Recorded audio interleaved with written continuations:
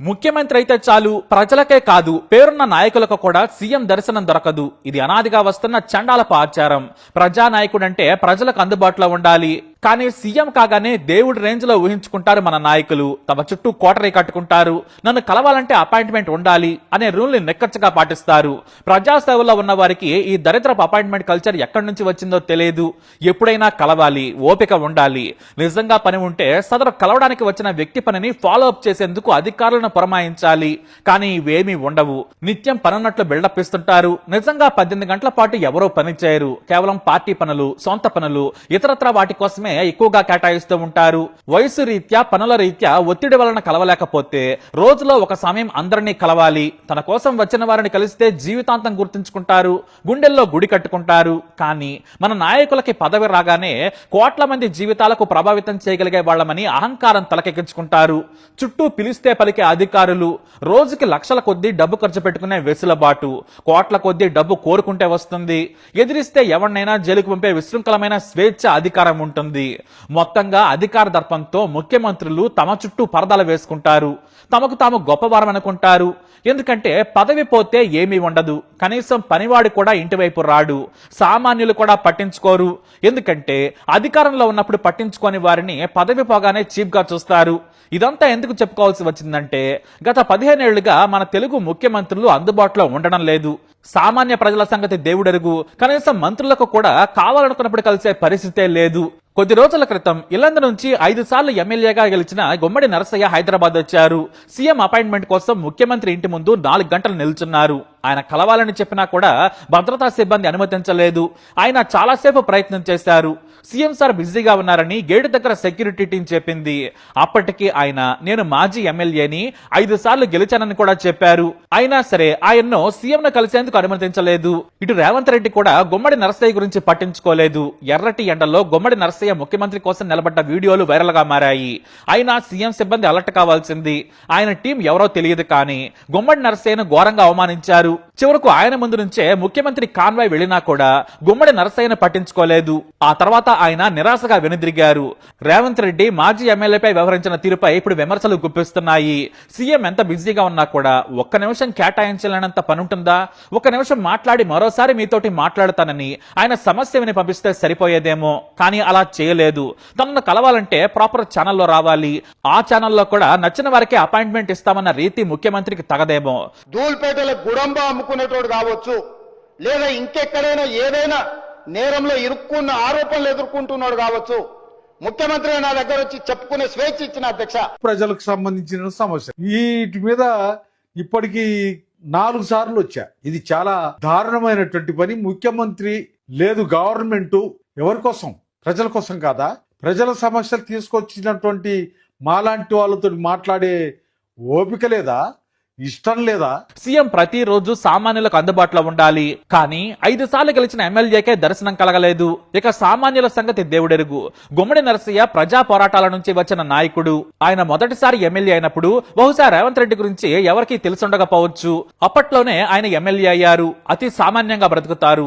ఈ రోజుల్లో ఓసారి ఎమ్మెల్యే అయిన వాడు కోట్లు కూడబెడుతున్నాడు. జనం సొమ్ము తిని 100 కోట్లకు ఎదుగుతున్నారు. రౌడీయిజం, కబ్జాలు, ఇసుక దందా, అవినీతి అన్ని చేసి కోట్లు కూడబెడుతున్నారు. 2 సార్లు గెలిస్తే 500 కోట్లకు తక్కువ ఏమాత్రం సంపాదించకుండా ఊరుకోవట్లేదు. కానీ గుమ్మడి నరసయ్య కనీసం తన ఎమ్మెల్యే జీతాన్ని కూడా సొంతానికి వాడుకోలేదు. పార్టీ కోసం ఇచ్చేశారు. అవినీతి మచ్చలేదు, చెడు పనులు తెలియదు. చాలా సాధారణ జీవితం గడుపుతారు ఆయన. అలాంటి ఉన్నత వ్యక్తిని కలిస్తే సీఎం రేంజ్ కూడా పెరిగేది. కానీ ఇప్పుడు అదే గుమ్మడి నరసయ్య బయటకు వచ్చి తీవ్రంగా విమర్శిస్తున్నారు. నాయకుడికి ఉండాల్సిన లక్షణం ఇది కాదు. ముఖ్యమంత్రిగా ఉండేవారు ప్రజలను కలవాలని ఆయన ఫైర్ అవుతున్నారు. ఒకప్పుడు ఇదే రేవంత్ రెడ్డి మాజీ సీఎం కేసీఆర్ ను తీవ్రంగా విమర్శించారు. గడీల పాలన చేస్తున్నాడు. గద్దర్ను 2 గంటల పాటు ఎండలో నిలబెట్టిన కేసీఆర్ అపాయింట్మెంట్ ఇవ్వకుండా పంపించారనే తీవ్ర విమర్శలు చేశారు. కానీ ఏమైంది? ముఖ్యమంత్రి పదవి వస్తే చాలు ఇలానే చేస్తారా? నాటి సీఎం కేసీఆర్ అయితే మంత్రులను కూడా కలిసేవారు కాదని స్వయంగా ఈటెల రాజేందర్ ఎన్నోసార్లు చెప్పారు. మంత్రులైనా సరే తాను చెబితేనే రావాలనేవారు. ఇక ఎమ్మెల్యేలైతే కేసీఆర్ ను టీవీలో చూడటం తప్పితే కలిసేదేముండదు. కానీ పైకి మాత్రం సీఎం ను కలిసి వచ్చామని చెప్పుకుని 10 ఏళ్లు బతికారు. చివరకు అధికారానికి దూరమయ్యారు. ప్రజలు అన్ని గమనిస్తారు.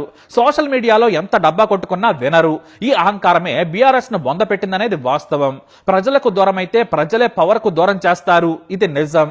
మరి ఇలాంటి అవమానాలు చాలా సార్లు చూసిన రేవంత్ రెడ్డి కూడా ఇప్పుడు ఎలా మారడం విచిత్రమైంది. ఇంకా చెప్పాలంటే సీఎం పోస్ట్ కి ఇచ్చే కిక్ అది. ఐఏఎస్లు ఐపీఎస్లు స్థలం కొడుతూ ఉంటారు. ఖాళీ రోడ్లపై కాన్వాయ్లు వెళుతూ ఉంటాయి. మొత్తంగా కింగ్ అన్నమాట. గతంలో చంద్రబాబు నాయుడు రేవంత్ రెడ్డి టీడీపీలో ఉన్నప్పుడు అపాయింట్మెంట్ ఇవ్వలేదు. సీఎంగా ఉన్న బాబు కనీసం రేవంత్ రెడ్డి మొహం చూసేందుకు కూడా ఇష్టపడలేదు.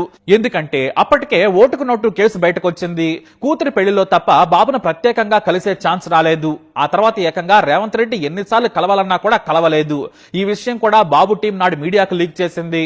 దీంతో నేను బాబు అపాయింట్మెంట్ అడగలేదని కవర్ చేసుకోవాల్సి వచ్చింది.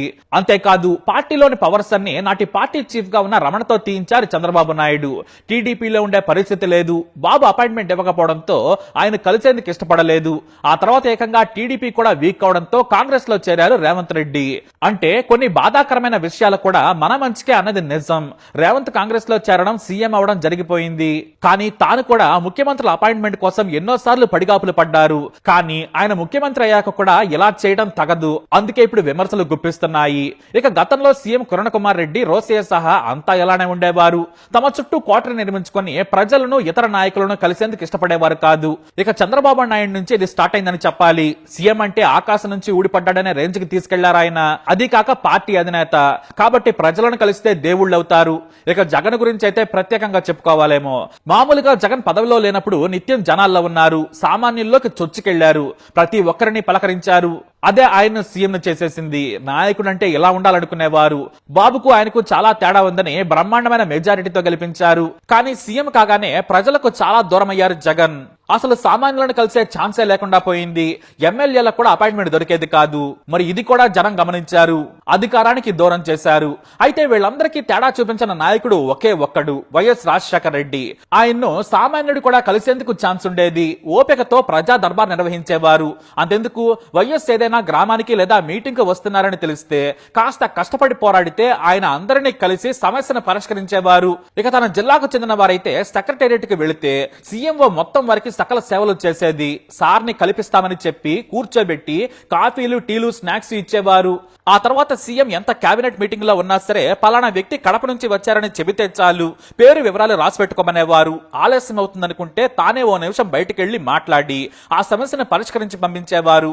అది సీఎం కు ఉండాల్సిన లక్షణం. అంతెందుకు వైఎస్ ని ప్రతిపక్ష ఎమ్మెల్యేలు అపాయింట్మెంట్ అడిగినా సరే వెంటనే ఇచ్చేవారు. వారి పనులను కూడా చేసి పెట్టేవారు. ఇతర విమర్శలు ఎలా ఉన్నా కూడా అందుబాటులో ఉన్న నేతగా మాత్రం వైఎస్ కు పేరుంది.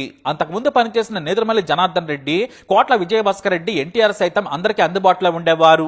కానీ కొత్త తరం నాయకుల్లో మాత్రం వైఎస్ మాత్రమే ప్రజానాయకుడని చెప్పొచ్చు. ఆ తర్వాత ఎవరు ప్రస్తుతానికి లేరనే చెప్పాలి. ఎవరైనా సరే ప్రతిపక్షంలో ఉంటే తెగ మాట్లాడేస్తారు. అధికారం రాగానే యుఎస్ ప్రెసిడెంట్ రేంజ్ లో కోటరీ కట్టేసుకుని విమర్శలు సొంతం చేసుకుంటూ ఉన్నారు. గతంలో రూల్ చేసిన సీఎంలు అలాగే ఇప్పుడున్న సీఎంలు కూడా అందుబాటులో ఉండరు అనే పేరు తెచ్చుకున్నారు. నిజంగా బిజీ ఉంటే ఫాలో అప్ చేయాలి. తన పిఏతో ఫోన్ చేయించాలి. అధికారాన్ని కూడా పంపించి విషయం చెప్పొచ్చు. కానీ అది చేయకుండా చెడ్డ పేరు తెంచుకుంటున్నారు. కాబట్టి ఈ పందా ఖచ్చితంగా మారాల్సిందే. లేదంటే అధికారానికి దూరం అవుతారు. మరి మీరేమంటారు? మీ అభిప్రాయాన్ని కమెంట్ ద్వారా తెలియజేయండి. ఈ వీడియో అప్డేట్స్ కోసం మై ఛానల్ ఫాలో అవ్వండి. అలాగే తప్పకుండా సబ్స్క్రైబ్ చేసుకోండి.